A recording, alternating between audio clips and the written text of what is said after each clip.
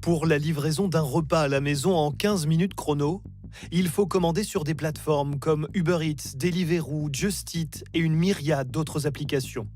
Les menus sont souvent concoctés dans des cuisines de l'ombre. Pas besoin de CAP, pas besoin de formation, pas besoin d'attendre de longs mois, pas besoin non plus d'investir beaucoup d'argent. Quartier résidentiel à Toulouse. Ici, on aurait pu installer un resto traditionnel. À la place, une dizaine de cuisines asiatiques, brésiliennes ou encore des spécialités à base de cordon bleu. 13 mètres carrés pour ce chef cuistot qui doit reverser jusqu'à 30% du prix d'un menu aux plateformes de livraison. Je fais tout, les courses, la production et le service. Donc c'est pour ça que les dark kitchens, c'est assez pratique dans le sens où j'ai pas... moi, je suis dans ma cuisine et on va dire que la dark kitchen s'occupe du reste. Le reste, c'est le comptoir où attendent les livreurs, priés d'arriver à l'heure chez le client. Un boulot d'appoint pour cet homme qui, le reste de la journée, est professeur à domicile. Ben, disons que de 9h à 23h, j'arrête pas, quoi. Mais je fais surtout la livraison à 11h30, 13h30 et 19h, 20h, 20h30. Je suis à peu près en termes de compléments à 400 par mois à peu près. Sans les livreurs et leur cadence souvent infernale, il n'y aurait pas de dark kitchen. Le marché est porteur. Dans ce couloir, 2 investisseurs aménagent une douzaine de cuisines. Non, mais ça, c'est le box suite. Alors ça, je t'ai dit, ils arrivent dans 15 jours. Pizza Vapiano, hein, ils arrivent dans 15 jours. Vapiano arrive Voilà. dans 15 jours. Voilà. Eux, ils arrivent, ils voulaient juste un frigo, donc je leur ai mis un frigo. Pour s'installer, c'est le même principe qu'une location meublée. Donc là, vous avez un premier box qui n'est pas occupé encore.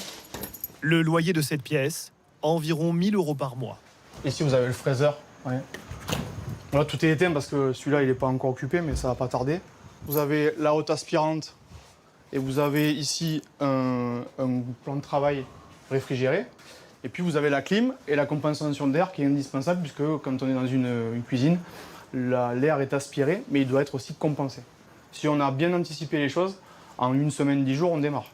Voilà. Parce que vous arrivez, c'est clair en main, vous n'avez pas besoin de réfléchir à la clim, elle ne marche pas. Non, là, nous, tout marche direct, quoi. Là, vous avez Damien qui s'est installé vendredi. Donc, une offre culinaire caribéenne. Dernier test pour ce cuistot qui n'a pas eu besoin de dépenser très cher pour lancer son resto. Au total, on va dire 8 000 € pour le démarrage. Et si j'étais dans une entreprise, un restaurant classique, il fallait compter au moins 80 000 €. Donc, il y a une vraie différence. Pour commander, c'est soit via une appli sur son téléphone, soit directement devant une borne. À terme, les objectifs des lieux sont très ambitieux. Un endroit comme ici, on peut sortir peut-être 600 900 repas par jour. On essaie vraiment de multiplier les canaux pour distribuer. Toujours avec l'outil digital, c'est celui qui est au cœur de notre proposition de valeur. Dans toutes les grandes villes de France, les dark kitchens investissent de plus en plus les commerces traditionnels pour les transformer radicalement. Le secteur est-il rentable? D'après Bercy, il faudrait que le panier moyen soit de 50 € pour que ce soit rentable. Or aujourd'hui, toujours d'après Bercy, on est seulement à 25 €. Et bien ici, en banlieue parisienne, vous allez voir comment certains font tout pour augmenter les cadences en vue d'avoir plus de quantité. Nous sommes à Aubervilliers, une dizaine de cuisines réparties sur 2 étages. Il y a même, comme dans les usines, des tapis roulants pour que les livreurs réceptionnent au plus vite les commandes. À l'image des gares, des panneaux d'affichage indiquent quand la commande est prête. Pas une seconde à perdre. Bonjour. C'est celle-là, Ouais. 4207. 4207, si tu peux valider. Pour aider les dark kitchens, des startups proposent même des systèmes informatiques très poussés afin d'optimiser la durée de cuisson et de livraison, parce que plus que jamais, le temps c'est de l'argent. Chaque minute, chaque seconde compte. Derrière ça, il y a un algorithme qui prime. Et si on met trop de temps à produire, si on fait trop d'erreurs, si le menu est mal optimisé, aujourd'hui, on sera mal référencé.